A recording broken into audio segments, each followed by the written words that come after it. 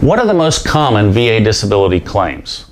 Being a medical consultant at VetComp and Penn Medical Consulting, I've helped many veterans develop evidence to support their VA disability claims. And I've come to realize that there are some common disabilities that many veterans are eligible for. I'm going to quickly list the common disabilities that veterans may be eligible to be service-connected and paid compensation for.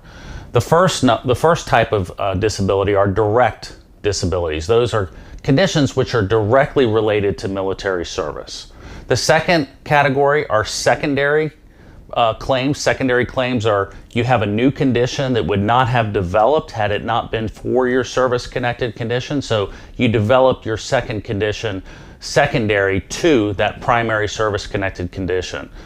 The other one is presumptive conditions. Presumptives are conditions that you developed within a year of separation from active duty military service that are presumed to be caused by military, or you were exposed to either Agent Orange, or you had exposure to burn pits as a Gulf War veteran. You were exposed to something that it is presumed could have caused the condition that you later developed.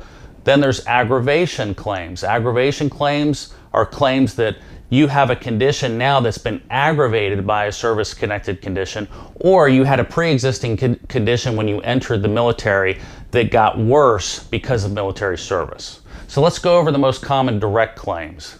Absolutely 100% in my experience, the most common service-connected conditions on a direct basis are going to be musculoskeletal.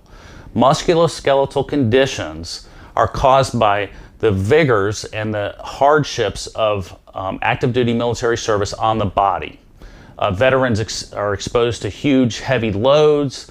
They are jumping off of things, jumping out of airplanes, wearing heavy packs, marching 10 miles. All of these activities cause huge strain on the joints and the spine of the body. And many veterans develop chronic symptoms or actually develop a diagnosis of a chronic joint condition while on active duty military service. The most common: knees, hips, low back, shoulders. These are all joints that take a beating during active duty military service and frequently develop chronic symptoms. The next most common direct disability claim in my experience is mental health. Unfortunately, many veterans suffer mental health conditions secondary to military service. Many veterans actually develop chronic symptoms of a mental health condition while on active duty, but they don't seek treatment until they get out. However, if they had chronic symptoms on active duty of a chronic condition that eventually is diagnosed, they may be eligible for direct service connection for that mental health condition.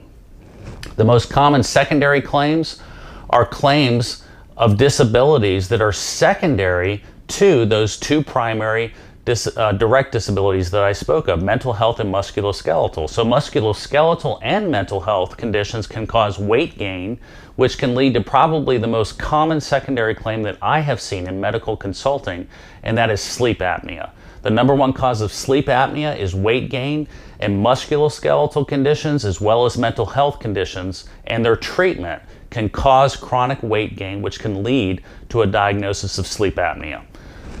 Presumptive conditions, the most common ones I see for active duty presumptives would be pes planus or flat foot. Many veterans are admitted to the military. They have a diagnosis of flat foot, but they're not having any problems with their feet. The rigors of active duty service, they start having pain in their feet. They're provided inserts for their flat foot condition. Frequently those inserts don't help. By the time they get out of the military, they're having chronic foot pain, and they definitely have symptoms that they didn't have before. So that would be flat foot condition aggravated by active duty military service. The second type of aggravation is you have a current condition that has gotten worse because of a service-connected condition. The most common one there is going to be, in my experience, is going to be possibly a mental health condition that you developed after military service, say depression, anxiety, something like that, and you develop chronic pain secondary to musculoskeletal conditions, and that chronic pain actually aggravates your mental health condition. You have to take more medications, you have to seek more counseling. It can really aggravate chronic mental health conditions if you have chronic pain from service-connected disabilities. So those are the most common claims in my experience. If you need help developing medical evidence to support your VA disability claim, please look us up at Vet Comp and Pen Medical Consulting. And thanks for watching. The information contained in this video is informational and not professional advice. Rely on it at your own risk and see a qualified medical or other professional to discuss individual circumstances in all cases.